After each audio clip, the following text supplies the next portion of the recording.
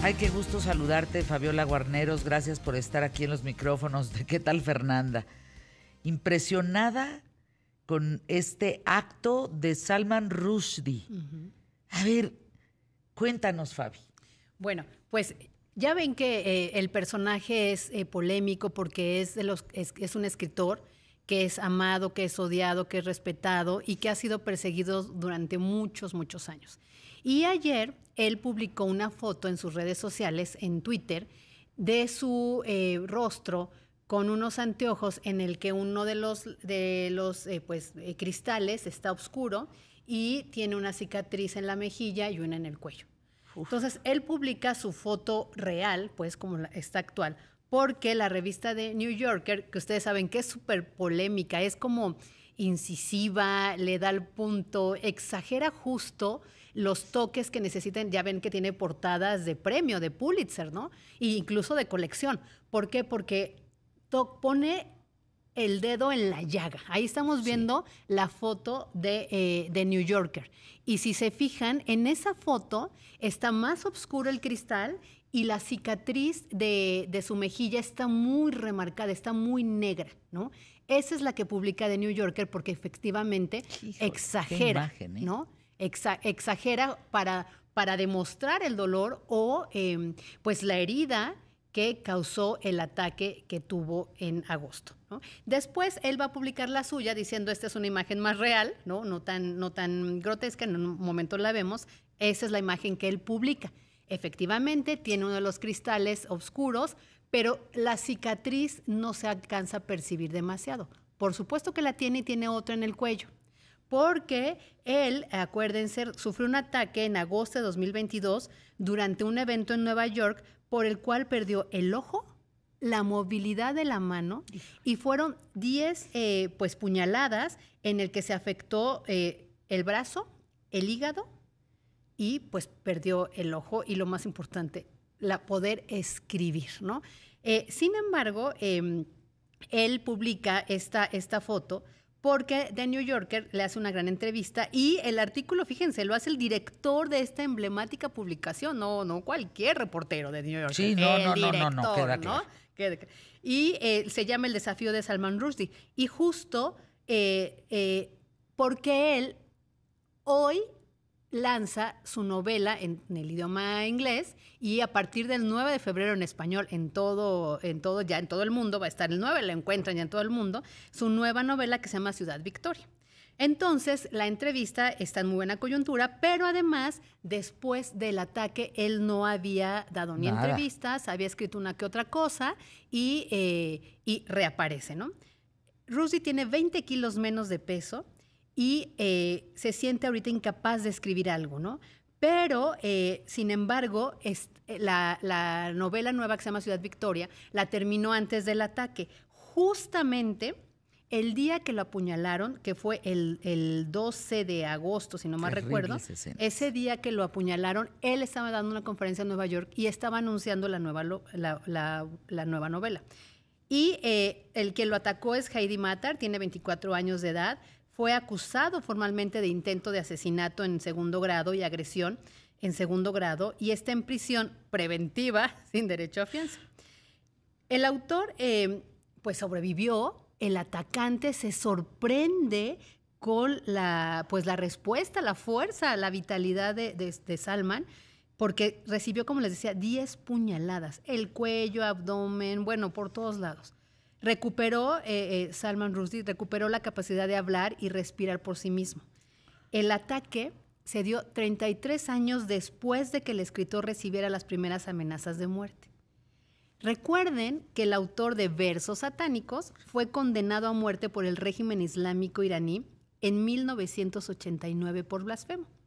En aquel entonces, el ayatolá Jomeini, en ese momento el líder supremo de Irán, además de pedir eso, publicó esta fatua en la que pedía matar al novelista y prometió una recompensa a su asesino de $3 millones. Empecemos a reflexionar no solo en la intolerancia, sino en el radicalismo, en el fundamentalismo, en cómo la polarización causa daños y estragos como el que estamos viendo. El gobierno iraní dejó de promover esta fatua en 1998. Pero en 2016 la retomó y ofreció $600 adicionales a quien lograra acabar con su vida. Las amenazas en contra de este escritor británico hindú, pues se multiplicaron. Tuvo que vivir escondido 10 años y el gobierno británico puso al autor bajo protección policial. No, y cuando vino a México, o sea, yo sé quién hizo el operativo de protección de Salman Rushdie, fue esconderlo, Fabi, en una casa en Guadalajara, que nadie supiera que estaba ahí porque querían matarlo también aquí en México. Sí. Una cosa terrible. Perdón que te interrumpa, pero tuve la fortuna de conocerlo. Lo conocí en el Ransom Center en Austin, Texas, cuando se abrió el archivo de Gabriel García Márquez, mi adorado compadre. Y el invitado, junto con Elena Poniatowska, para hablar del archivo de García Márquez, entre otros personajes maravillosos que estuvieron ahí, fue Salman Rushdie. Qué cosa más impactante conocerlo. Un hombre muy sencillo, un hombre sin miedo, sin rencor, un hombre muy inteligente, con claridad en la vida, Fabi, de estos hombres que no titubean y que tampoco hablan mucho, pero eso que hablan es tan contundente. Cuando vino el atentado dije, qué barbaridad, ojalá no muera, porque tiene mucho que decirle todavía a la humanidad. Exactamente.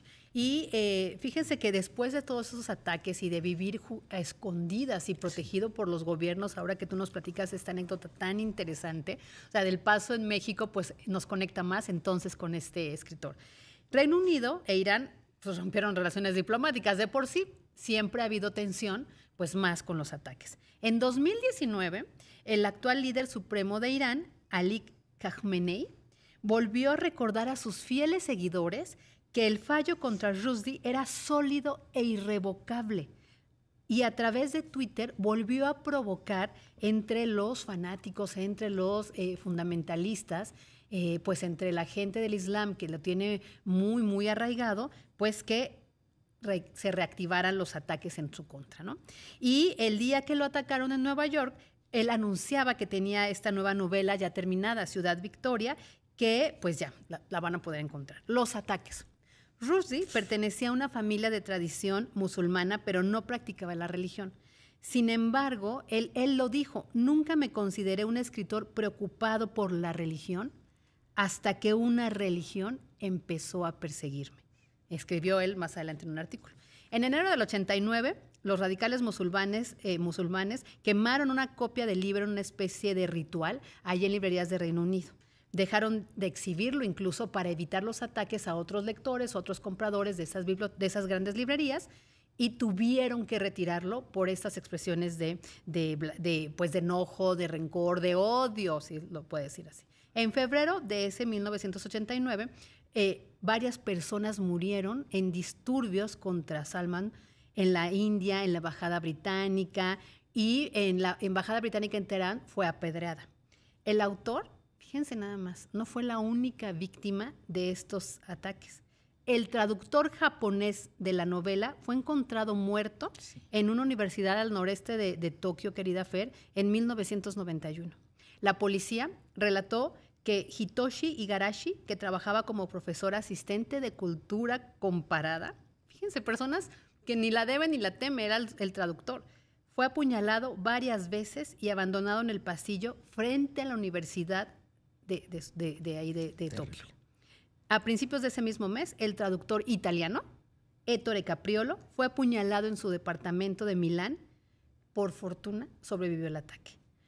Esto es lo que está pasando. Debiéramos reflexionar sobre cuándo hay estos discursos de odio, claro, discursos de polarización, de no respeto a la diversidad. Es que hay gente loca allá afuera, Fabiola. Hay gente bien loca allá afuera que cualquier cosa se enardecen y van y atacan. Ve cuántos presidentes, cantantes, matan en manos de fanáticos locos. Exacto, y lo hemos visto no solo en Irán, lo hemos visto en Estados Unidos, lo hemos visto ahora también con el ciudadano japonés que también atacó. Entonces, es decir, de repente no sabemos cómo estos mensajes de odio llegan en un mal momento, en una persona que es fundamentalista o que está trastornado, que está pasando por un mal momento y comete el error de su vida, porque está en prisión, pero ya se llevó a una vida un traductor, otras personas, y además el ataque al escritor. Bueno, pero les platico ya del nuevo libro. Se trata de una epopeya antigua,